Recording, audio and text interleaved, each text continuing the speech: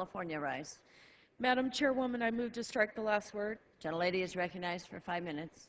I rise in strong opposition to the fiscal year 2012 Energy and Water Appropriations Bill, which includes an amendment that would rescind the remaining obligated high-speed rail funding that was originally approved in the American Recovery and Reinvestment Act.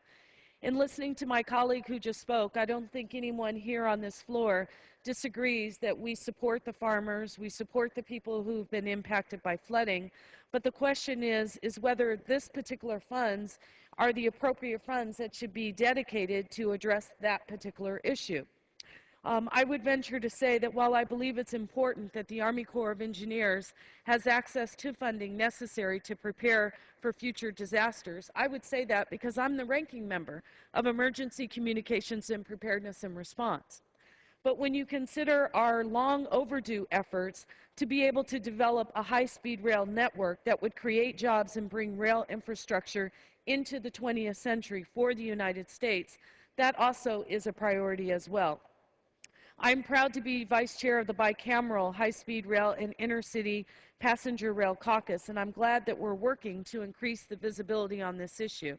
I've long fought for bringing transportation systems into the 21st century. After all, that's important to Americans' lives. If we're not able to traverse from one side of the country to the other, if we're not able to do it in an efficient manner, eventually we will also find ourselves without more jobs and without being able to have appropriate living conditions. When you consider that high-speed rail pays for itself, significantly reducing $700 billion a year of oil purchase that could be dealt with regarding our trade deficit. High-speed rail pays for and saves lives. We're talking about lives. What about the 43,000 Americans who die each year in car accidents? What happens when we talk about that high-speed rail pays for its efficiency and mobility by being able to move people and goods without delay and waste? And also when you consider that high-speed rail pays for by improving air quality, which also helps and saves lives. 13 countries around the world are investing hundreds of billions of dollars into their systems, and for years the United States has failed to keep up. Finally, we have an administration that is actually focused on this issue and has made a commitment to this funding. However, when you consider that in the United States we only have one high-speed rail corridor, that's the Acelia Express operated between Boston and Washington, D.C. And even in our one corridor, the trains only reach 150 miles per hour, far below what we would really call a true world-class high-speed rail.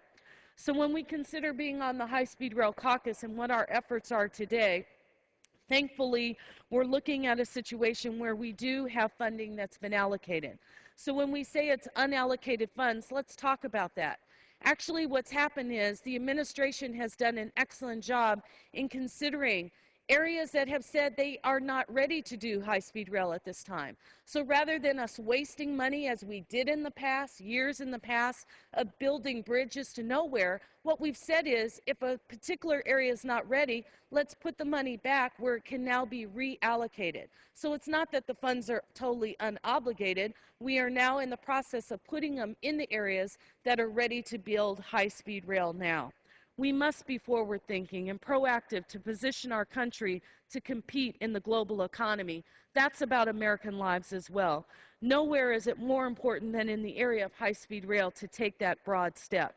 It will cost about $40 billion to bring high-speed rail to areas like mine in California, but with it becomes really a revolution in travel in a way that we have not touched before. Madam Chairwoman, I cannot support this bill in its current form in light of the amendment that's been brought forward, and I urge my colleagues to vote against these draconian cuts.